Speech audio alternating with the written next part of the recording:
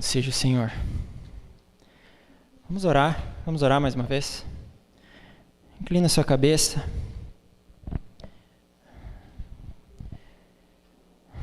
Abre teu coração ao Senhor. Prepara o teu coração, prepara a tua vida para receber a palavra. Deixa o Espírito Santo fazer o trabalho dele, a obra dele. Deixa a palavra do Senhor, que é viva e eficaz, entrar na tua vida. Consolar, dar esperança, animar, confrontar o que for necessário. Senhor Jesus, nós estamos aqui diante de Ti, ó Senhor, como igreja, reunidos. Nesse momento agora, para receber, para ouvir a Tua palavra. Tu já revelou tudo o que a gente precisava saber na Tua palavra escrita na Bíblia.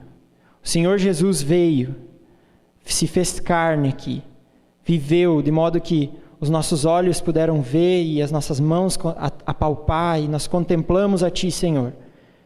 E então a Tua palavra toda foi completa, fez sentido, porque o Senhor foi a revelação máxima, suprema. Agora nós vamos olhar para o registro escrito dessa história toda. Nós vamos olhar para a Escritura, Senhor, sedentos de ouvir a Tua voz, Pai. Tem misericórdia de mim, Senhor, que vou estar expondo aqui, trazendo essa pregação. Tem misericórdia de cada um de nós e fala ao nosso coração. Deus, que a gente consiga se concentrar, que a gente consiga esquecer um pouco o que nos incomoda, o que nos tira a atenção lá do mundo de fora, do nosso trabalho, dos nossos afazeres, os nossos problemas, mas que nesse momento a gente foque na Tua palavra, Senhor. Ela é tão preciosa, Senhor, ela é tão profunda. Ó Deus, nos dá entendimento, nos dá compreensão da Tua palavra. Que essa mensagem venha ao encontro do nosso coração, Senhor. Que ela não bata no nosso intelecto, nas nossas críticas e caia, mas que ela penetre na nossa vida, Senhor.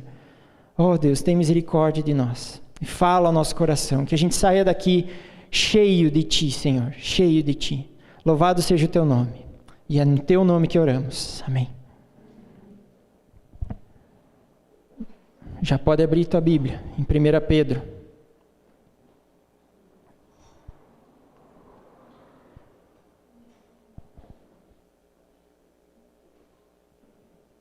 E hoje nós vamos ver que Pedro fala da pedra.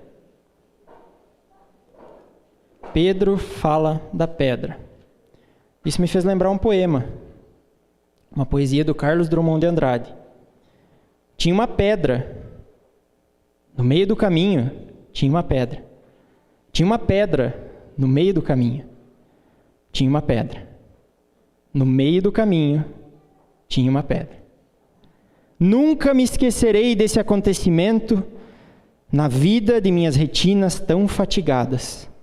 Nunca me esquecerei que no meio do caminho tinha uma pedra. Tinha uma pedra no meio do caminho. No meio do caminho tinha uma pedra. No texto de hoje, Pedro fala da pedra. Pedro fala da pedra que não estava no caminho. Mas Pedro fala da pedra que é o caminho. Pedro fala da pedra, não de qualquer pedra, da pedra viva. Pedro fala da pedra que cria mais pedras.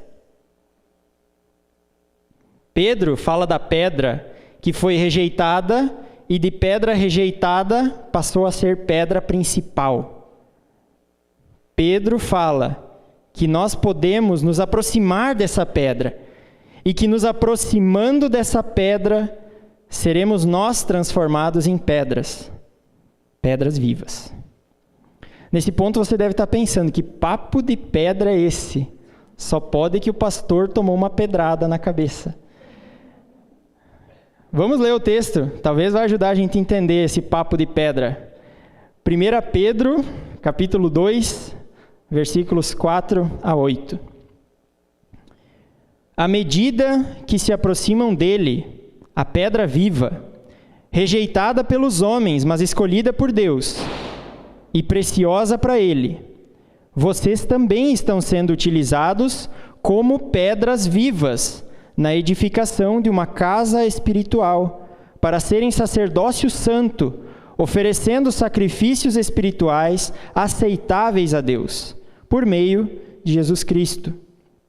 Pois assim é dito na Escritura: eis que ponho em Sião uma pedra angular, escolhida e preciosa, e aquele que nela confia jamais será envergonhado. Portanto, para vocês, os que creem, essa pedra é preciosa, mas para os que não creem, a pedra que os construtores rejeitaram tornou-se pedra angular e pedra de tropeço e rocha que faz cair. Os que não creem tropeçam, porque desobedecem à mensagem, para o que também foram destinados. Nas pregações anteriores, a gente viu a obra de Jesus, a obra de Deus na nossa vida, e alguns dos resultados disso. E nós temos que ter muito claro na nossa mente a obra de Jesus. Isso que nós acabamos de cantar aqui. Semelhante a um homem, ele veio, se fez carne, morreu e nos regenerou. Dá uma olhadinha no versículo 18 do capítulo 1, 1 Pedro 1,18, deve estar na mesma página da tua Bíblia. 1 Pedro 1,18, vocês sabem que não foi por meio de coisas perecíveis, como prata ou ouro, que vocês foram redimidos da sua maneira vazia de viver, transmitida pelos seus antepassados, mas pelo precioso sangue de Cristo, como de um cordeiro sem mancha e sem defeito, conhecido antes da criação do mundo, revelado nesses últimos tempos em favor de vocês. Essa é a tônica que guia toda a mensagem desse primeiro capítulo e desse segundo capítulo que nós estamos olhando aqui. Lembrando dessa obra de Jesus, nós podemos ler de novo o texto da pregação de hoje. Lembra da obra dele e vamos olhar para o capítulo 2, versículo 4, mais uma vez. À medida que se aproximam dele, a pedra viva, rejeitada pelos homens, mas escolhida por Deus e preciosa para ele, vocês também estão sendo utilizados como pedras vivas na edificação de uma casa espiritual, para serem sacerdócio santo, oferecendo sacrifícios espirituais aceitáveis a Deus por meio de Jesus Cristo. Pois assim é dito na Escritura: eis que ponho em Sião uma pedra angular, escolhida e preciosa, e aquele que nela confia jamais será envergonhado. Portanto, para vocês, os que creem, essa pedra é preciosa, mas para os que não creem, a pedra que os construtores rejeitaram tornou-se pedra angular e pedra de tropeço e rocha que faz cair. Os que não creem tropeçam, porque desobedecem à mensagem, para o que também foram destinados. Para a gente entender um pouquinho a estrutura desse texto, e depois eu vou falar de aplicações, mas para a gente entender um pouquinho a estrutura, esse é um texto diferente porque ele não traz nenhuma ordem. Façam isso, façam aquilo. Amem uns aos outros, desejem o leite espiritual. Não, mas ele traz uma ação, um movimento, aproximar-se da pedra viva. Versículo 4. E o propósito disso é, à medida em que nós nos aproximamos da pedra viva, nós somos utilizados como pedras vivas, ou transformados em pedras vivas. E para que nós somos utilizados? Qual o propósito dessa ação? É a edificação de uma casa espiritual, é nós sermos um sacerdócio santo, cada um de nós ser um sacerdote, e oferecermos sacrifícios espirituais aceitáveis a Deus por meio de Jesus Cristo. Esse pedaço, versículos 4 e 5, parece que dá a maior ênfase do texto. É assim a chave, é o ponto principal desse trecho que nós lemos hoje. Pedro está mostrando aqui, aproximando-se da pedra viva, vocês são feitos pedras vivas para isso, isso e isso. E daí ele segue. Que história de pedra é essa? Ele segue o texto então. Pedro explicando a pedra. Ele disse, está na Escritura, versículo 6. Assim é dito na Escritura. Vocês, leitores da carta, conhecem o Antigo Testamento. Busca a referência lá. A primeira citação que Pedro faz é de Isaías 28:16. Nós não vamos ler agora, mas fica o exercício para você olhar em casa. Lê o capítulo inteiro 28 de Isaías. O profeta estava falando de zombadores, que confiavam na sua segurança, nos seus meios. E eles olhavam para a lei de Deus, olhavam para os sacerdotes, para os profetas que ensinavam a lei e diziam blé, blé, blé, blé, blé. É sério.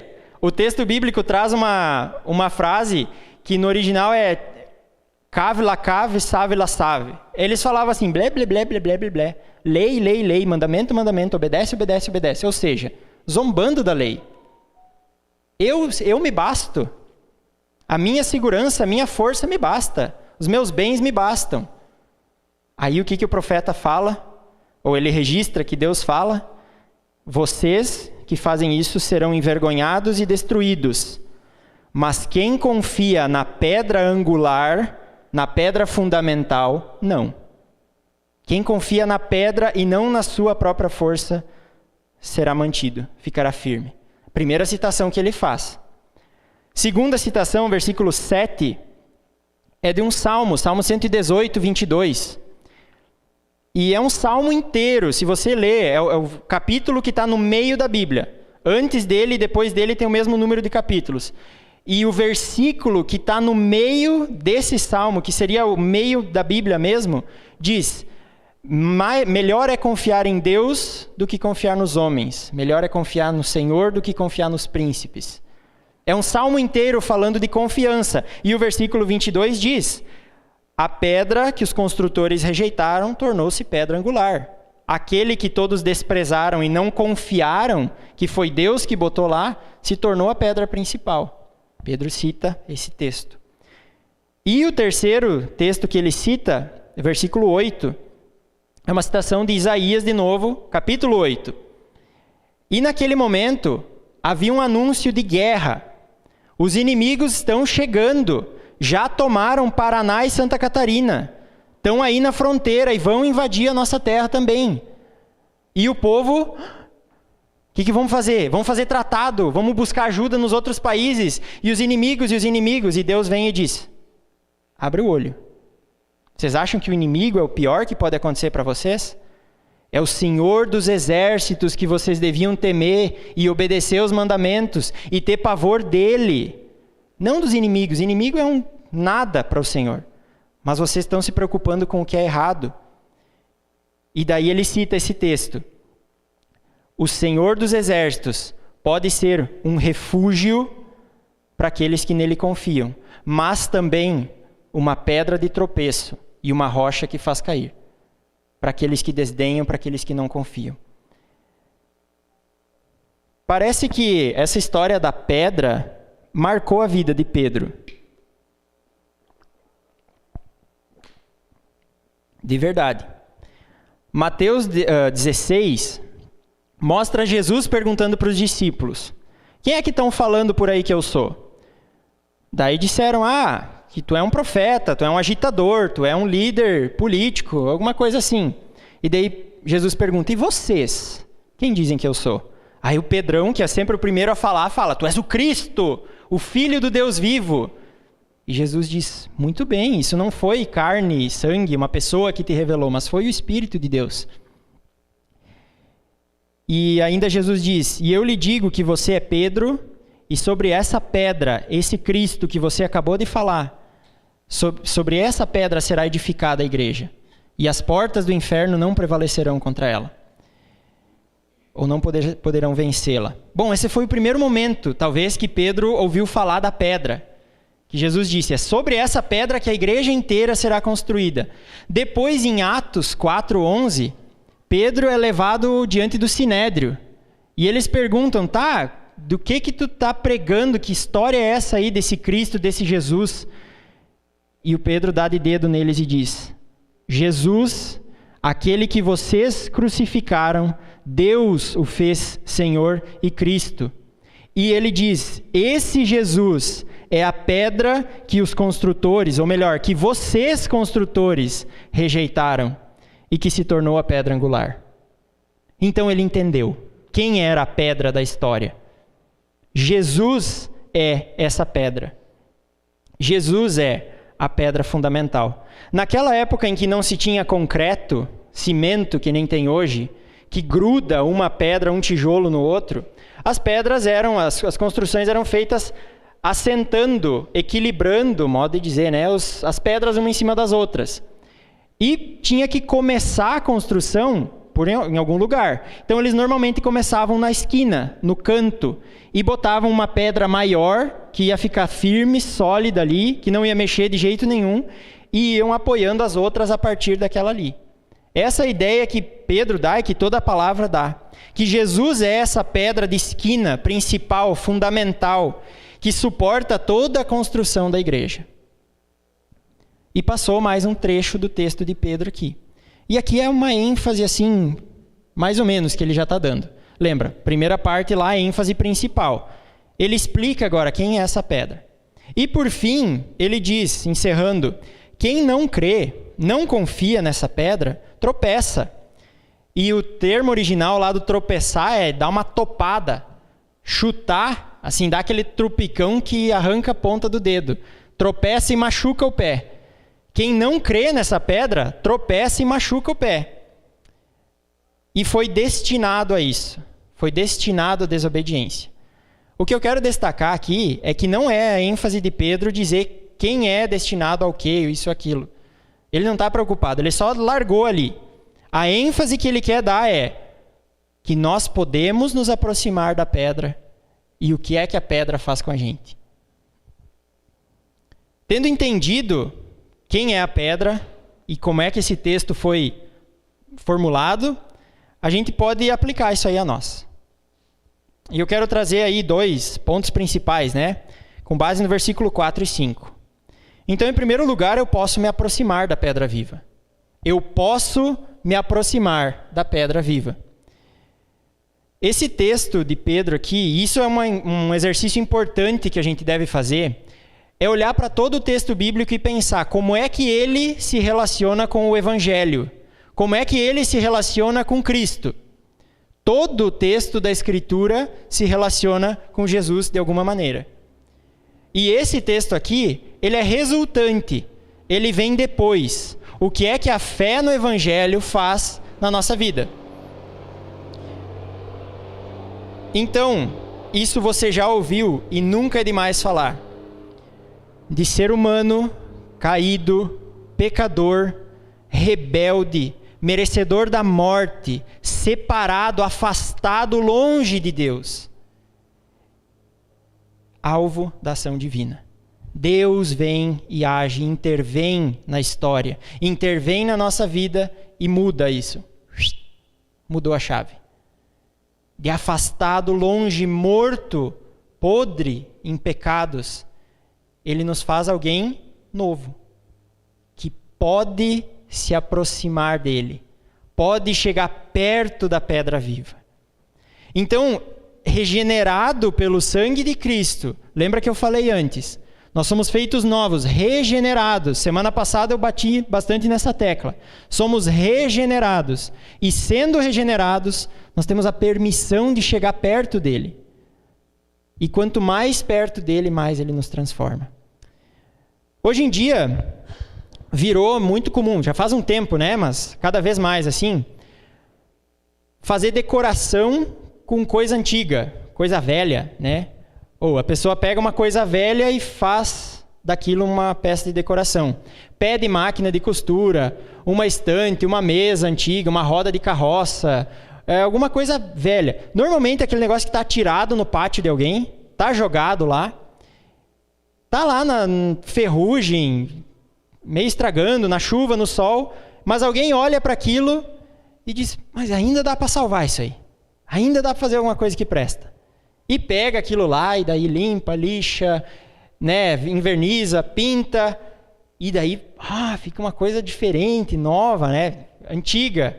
E bota dentro de casa, aquela mesa, aquele aparador, bota a TV em cima, bota um quadro, dá um novo valor para aquele negócio. E com a nossa vida é mais ou menos isso aí.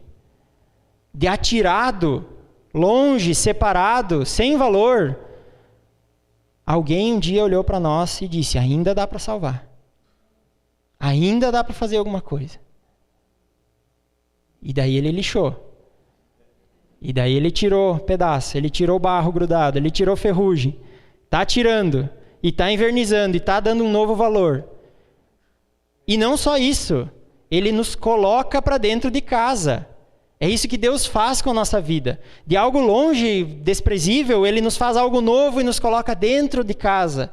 E nos dá um novo valor. É isso que Pedro está falando aqui. Nós podemos nos aproximar dele.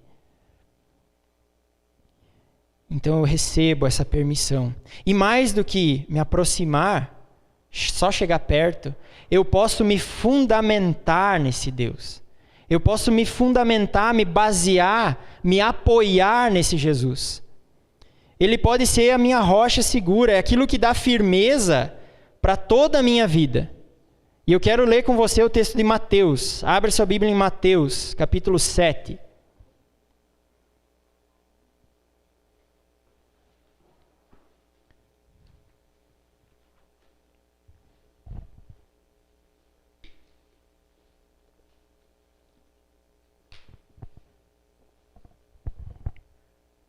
Mateus 7, versículos 24 e 25.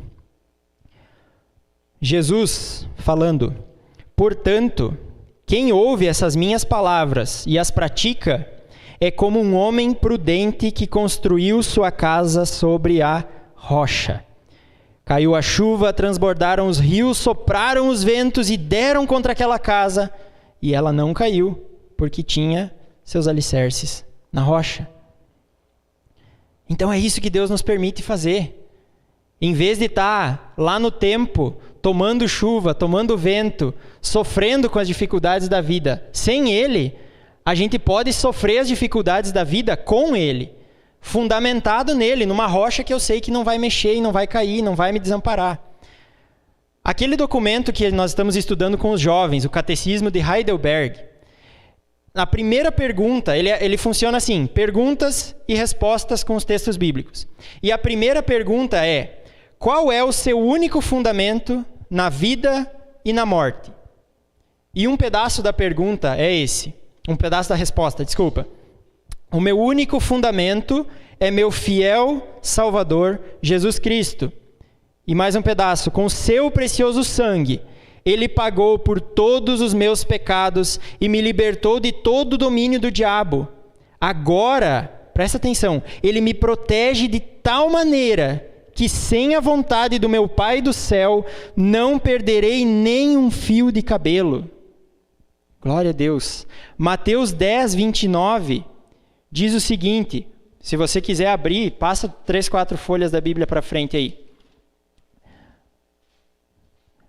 Mateus 10, 29. Não se vendem 2 pardais por uma moedinha? Contudo, nenhum deles cai no chão sem o consentimento do Pai de vocês. Até os cabelos da cabeça de vocês estão todos contados. Esse é o fato da nossa vida, a realidade da nossa vida, quando nós estamos na rocha que é Jesus. Quando nós nos aproximamos da pedra viva. Nada nos acontece sem a consciência e o consentimento e a permissão de Deus. Por pior que seja. Deus não cuida até de um passarinho, de um pardal. Até os nossos fios de cabelo estão contados. E Ele cuida. Pedro já tinha falado disso. 1 Pedro 1, versículo 5, diz que mediante a fé nós somos protegidos pelo poder de Deus, até chegar à salvação prestes a ser revelada. Confie nisso. O que eu quero levantar como questão aqui é se você percebe o privilégio que nós temos. Você percebe o privilégio que nós temos de um nada, uma sucata, alguém que foi criado com um propósito, mas que se desviou completamente desse propósito, estava longe do Senhor. E nós somos feitos novos. E podemos nos aproximar e ainda confiar, nos embasar nesse Deus. Que privilégio maravilhoso. Que segurança que nós podemos ter. Para uma aplicação bem direta, o que é que eu faço diante disso? O que é que eu deveria fazer? Minha dica é: louve ao Senhor. Agradeça a Ele. Tenha gratidão a Ele.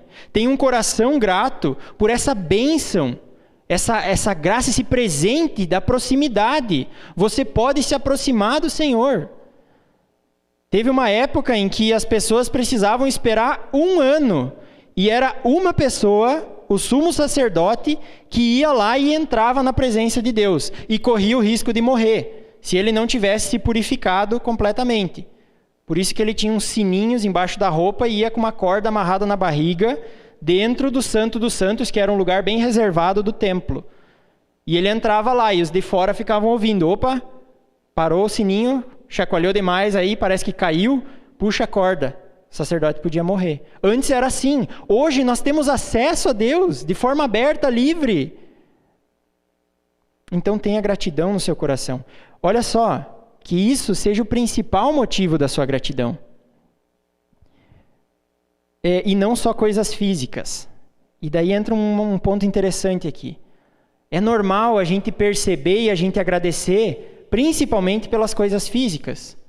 Senhor, obrigado pela minha saúde, obrigado pela minha comida, obrigado pelo meu trabalho, pela minha esposa, pela minha família, pelos meus amigos, pela minha igreja, pelo meu carro. Mas, gente, isso deve ser uma parte minúscula do que nós recebemos de Deus. Nós temos que ter noção disso. A graça dele, esse presente da proximidade, é muito maior do que qualquer coisa física que ele nos dá. As coisas físicas são uma bênção, claro que são, mas são pequenas diante da obra dele na nossa vida. Então lembre disso. Tá, por que eu deveria ser grato dessa forma? Por que fazer isso? Porque tudo depende dele. Tudo depende dele. A iniciativa é dele. A regeneração é ele que opera. A eleição, a escolha, é ele que faz. 1 Pedro 1:1 falou. 1 e 2. Nós somos escolhidos. Jesus foi mandado por ele para nós. É ele quem faz, então seja grato a ele. E como é que eu posso fazer isso na prática? Mesmo. Como é que eu posso ser grato assim na prática? Seja alguém alegre. Seja uma referência de alegria e de paz por causa dessa salvação. Você, cristão, deve ser uma referência de alegria para as outras pessoas.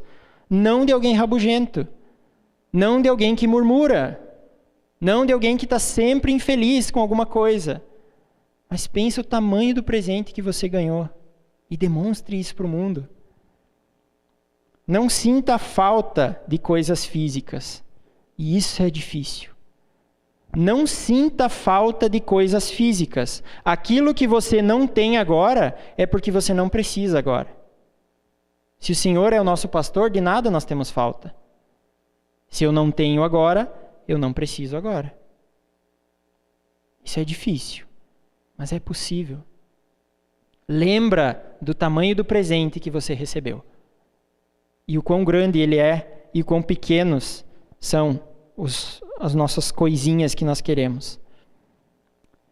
Eu posso me aproximar da pedra viva. Eu posso. Você pode. E essa é a verdade principal do versículo 4, para mim. À medida que se aproximam dele, a pedra viva, você pode se aproximar. O versículo 5 nos mostra que a pedra viva nos transforma em pedras vivas. Tem uma historinha do rei de Esparta. Quem já assistiu o filme 300 tem uma ideia, né? Que os guerreiros de Esparta, da Grécia, eram fortes, eram famosos na antiguidade, né? E tem uma história do rei de Esparta que recebeu a visita de um outro emissário, de um outro rei, e eles estavam passeando pela cidade de Esparta. E o rei de Esparta falava das muralhas, e as nossas muralhas, olha como as muralhas são fortes, são resistentes, e as nossas muralhas ninguém consegue passar. E o cara estava assim. Até que uma hora ele perguntou, tá, mas que muralha? Não tem muralha. A história conta lá que não tinha muralha em Esparta. E o rei vivia falando da muralha, das muralhas, das muralhas. Aí o rei diz, olha ali, ó. Soldados. Esses são a muralha de Esparta. Cada homem um tijolo. A gente não precisa ir tão longe. A gente não precisa ir tão longe. Não temais ímpias falanges, que apresentam face hostil. Vossos peitos, vossos braços, são muralhas do Brasil. Quem já ouviu? Quem já cantou? Lembra que hino é esse? O hino da independência. O hino da independência. Essa ideia está muito no nosso meio. Cada um de nós faz parte de algo. E é essa ideia que o apóstolo Pedro traz aqui. Nossos peitos, nossos braços são muralhas do Brasil. Está longe de ser uma realidade, uma necessidade. Mas na igreja não.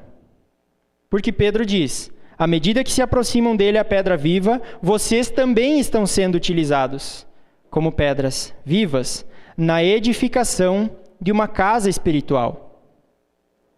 Então o cristianismo, ser crente, ser cristão é ser comunidade.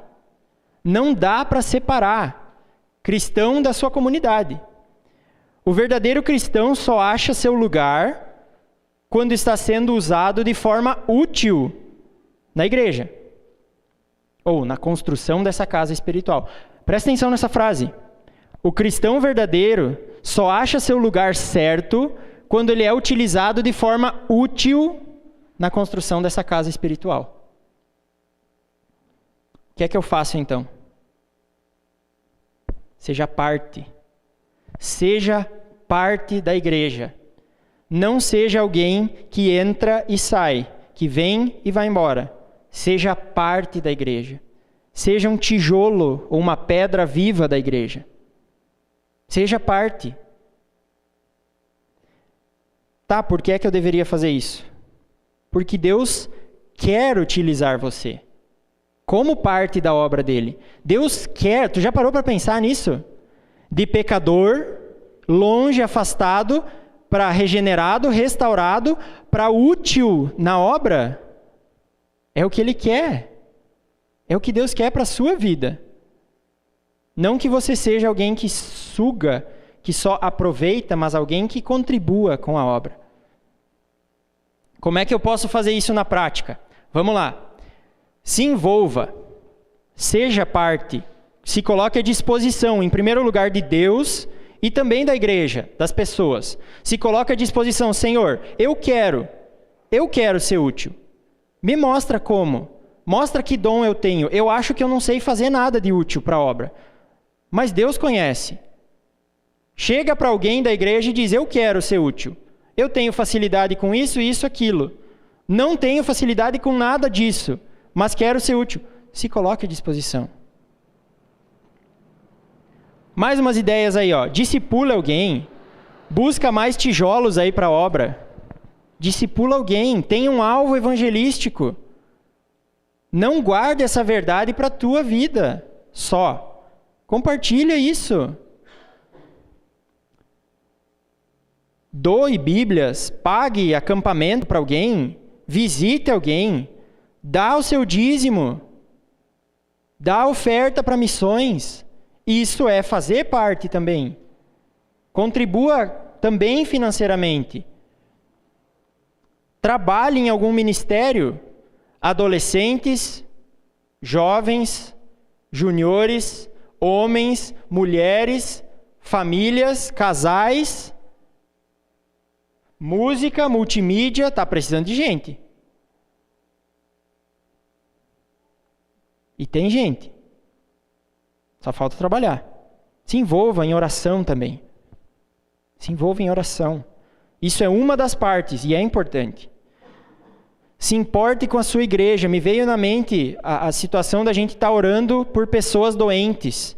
E quando nós temos um familiar doente, talvez um filho, para quem tem filho, ou alguém próximo doente, a gente ora e repete, e vai, dedica tempo, a cada pouco está orando, aquilo não sai da cabeça.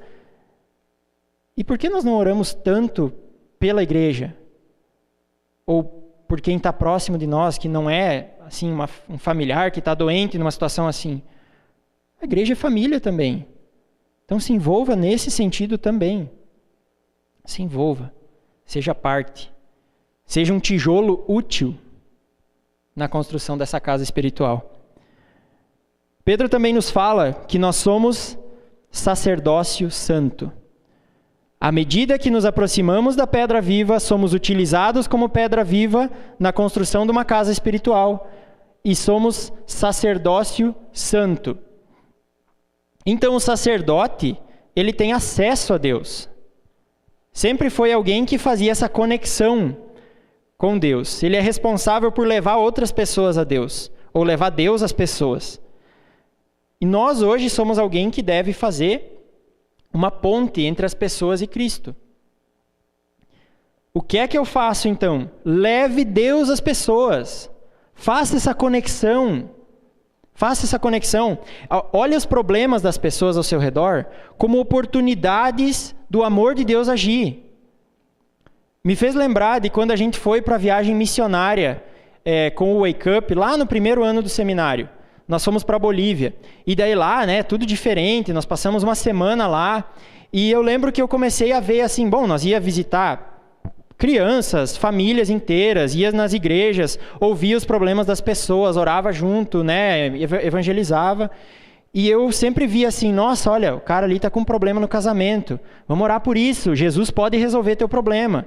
Deus pode restaurar. O cara ali está com um problema de saúde. Deus pode ajudar a passar, Deus pode curar. O cara ali está com problema de qualquer outro tipo. Está com dívidas, está com tristeza. Jesus pode ajudar. Eu passei a ver isso lá nessa viagem. Quando eu voltei, eu me liguei que eu estava desde sempre no meio de pessoas que tinham aqueles mesmos problemas. Eu só nunca tinha visto elas como alvo em potencial da graça. Eu não olhava para quem estava ao meu redor como alguém em quem o amor de Deus pode operar. Nós precisamos fazer isso. Olha para o teu vizinho, para aquela pessoa que você conhece que está cheia de problemas. Nossa, mas aquele filho do vizinho só faz bagunça, é um griteiro, uma brigaiada sempre. Deus pode ajudar, Deus pode operar através da sua vida na vida deles. Fulano está lá com problema no casamento. Deus pode operar através da sua vida na vida dele.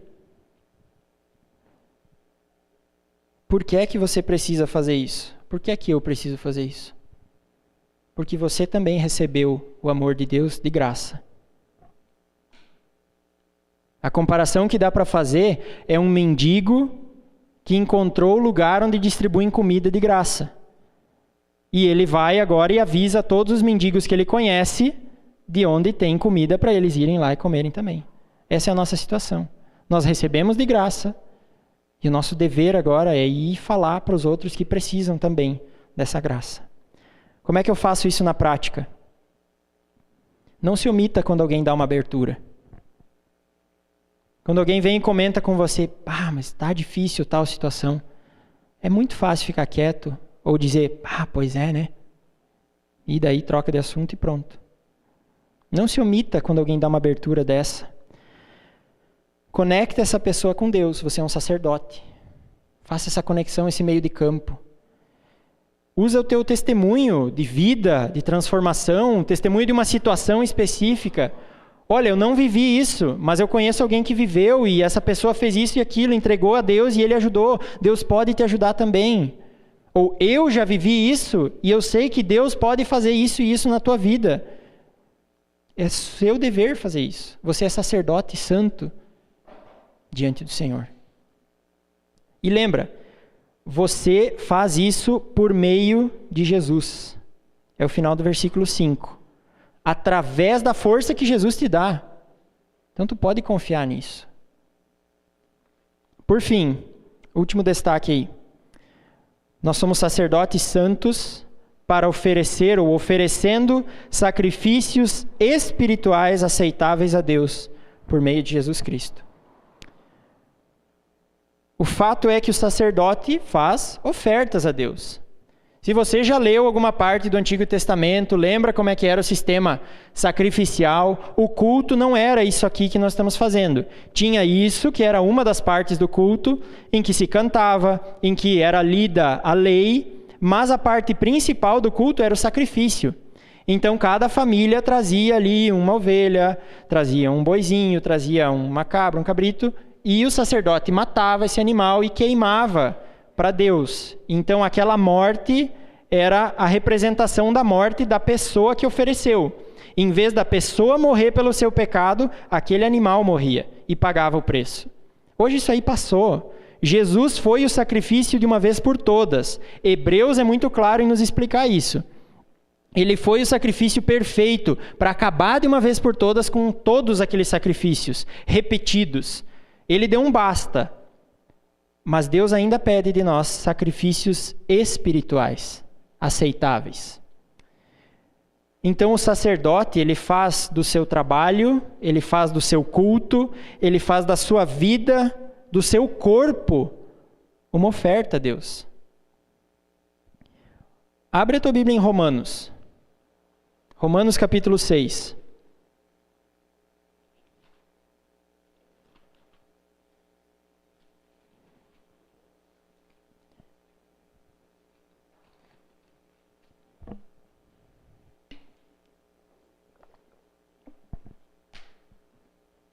Romanos 6, 13.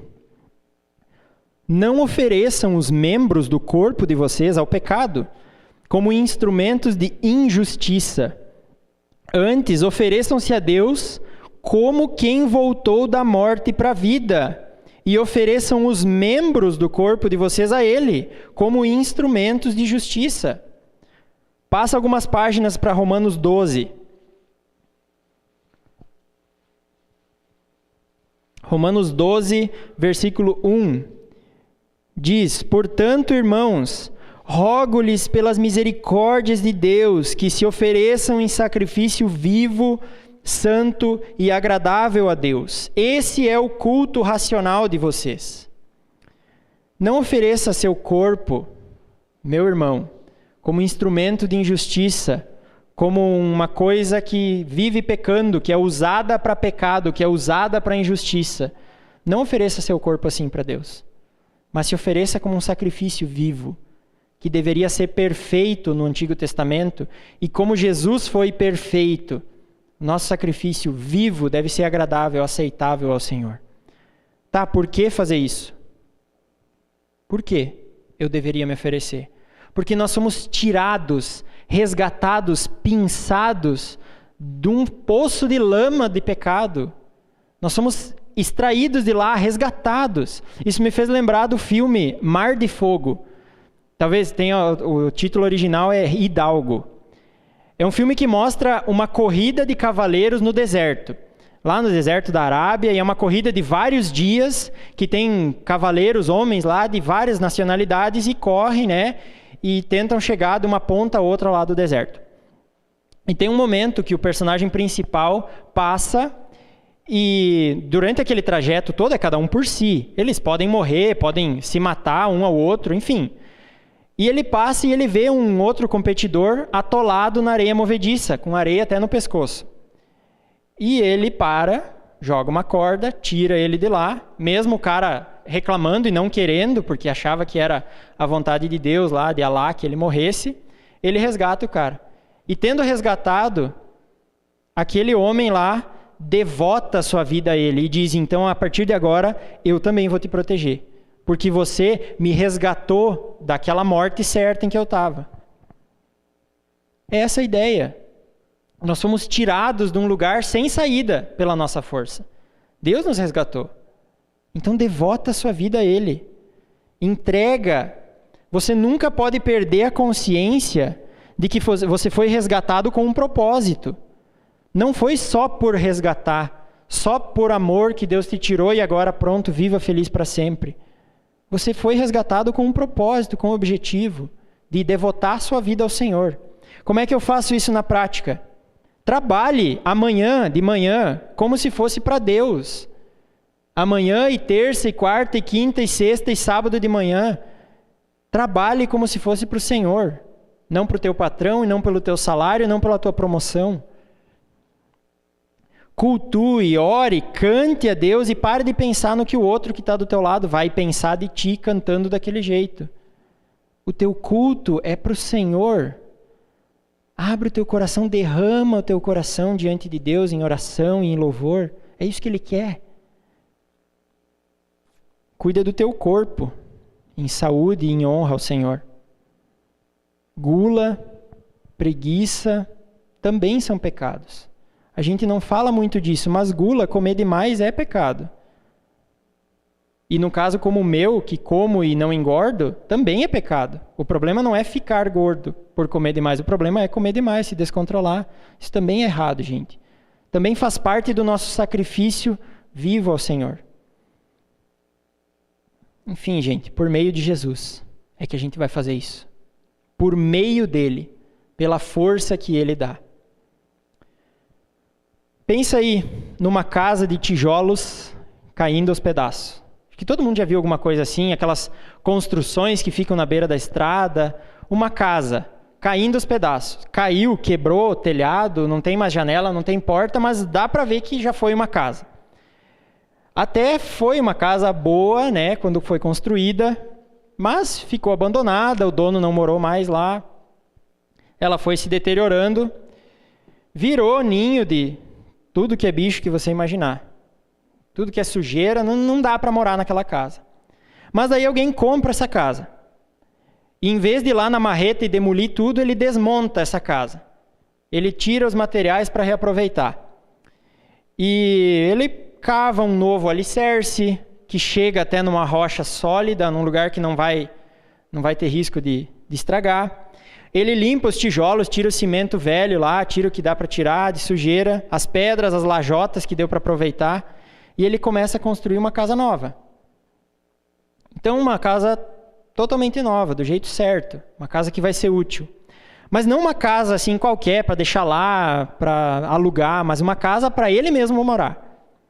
E mais, uma casa para ele morar com a sua família, o seu filho único, precioso para ele. Ele vai morar nessa casa também. Então, eles entram nessa casa e cuidam e limpam e continuam mantendo e protegendo aquela casa e consertando quando precisa. Afinal, é a casa deles. Mais ou menos isso que Deus faz conosco, com a igreja. Cada um de nós é um tijolo dessa casa, que foi resgatado, que foi limpo, que foi feito novo e que é para ser utilizado. Deus nos usa na construção da sua casa, porque Ele vem morar dentro de nós. Se aproxima aí dessa pedra viva, que é Jesus, e deixa Ele te usar como uma pedra viva na casa dEle. Amém? Vamos orar. Senhor Deus, muito obrigado pela palavra que o Senhor nos deixou. Obrigado, Senhor, por essa realidade tão maravilhosa, que é a nossa regeneração. Nós somos feitos novos, e podemos nos aproximar de Ti, Senhor. Podemos chegar bem perto, a ponto de sermos transformados por Ti. Muito obrigado por isso, Senhor. Que a nossa vida seja uma marca, uma mostra de alegria para o mundo. Ó Senhor, que as pessoas vejam essa gratidão que nós temos a Ti e Te glorifiquem por isso, porque esse é o objetivo. Glórias eu Te dou, Senhor. Louvado seja o Teu nome. Muito obrigado pela Tua palavra. Que a nossa semana, Senhor, seja abençoada. Que a semana de cada um aqui seja, Senhor, perto de Ti, Pai. Próximas de Ti, que é a pedra viva. Que a gente aproveite, Senhor, a abertura que Tu nos dá e que a gente viva realmente perto, próximos e sendo usados na Tua obra. Em nome de Jesus que eu oro. Amém. Deus abençoe cada um. Tenha uma ótima semana e vai na graça e na paz do nosso Senhor.